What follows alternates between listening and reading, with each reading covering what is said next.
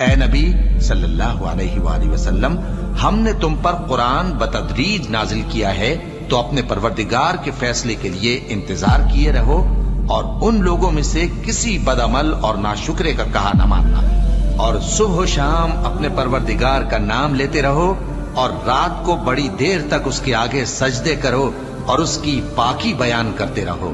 یہ لوگ دنیا کو دوست رکھتے ہیں اور قیامت کے بھاری دن کو پس پشت چھوڑے دیتے ہیں۔ ہم نے ان کو پیدا کیا اور ان کے جوڑ جوڑ کو مضبوط بنایا، اور اگر ہم چاہیں تو ان کے بدلے انہی کی طرح اور لوگ لے آئیں۔ یہ قرآن تو نصیحت ہے، جو چاہے اپنے پروردگار کی طرف پہنچنے کا راستہ اختیار کر لے، اور تم کچھ بھی نہیں چاہ سکتے مگر جو اللہ کو منظور ہو۔ بے شک اللہ جاننے والا ہے، حکمت والا ہے۔ وہ جس کو چاہتا ہے اپنی رحمت میں داخل کر لیتا ہے، اور ظالموں کے لیے اس نے دکھ دینے والا عذاب تیار کر رکھا ہے۔